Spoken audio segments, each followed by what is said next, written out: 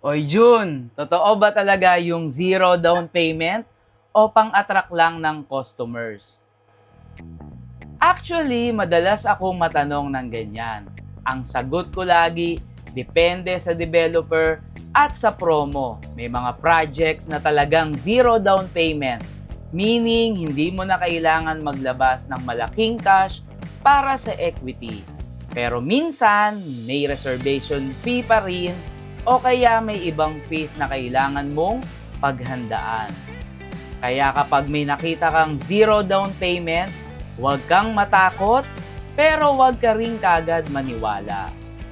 Mas maganda pa rin na malaman mo muna kung ano talaga ang kasama sa offer para malinaw ang budget mo at wala kang magiging sorpresa.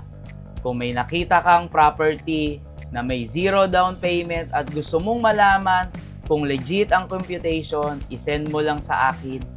Titingnan natin ng libre kung ano talaga ang babayaran mo.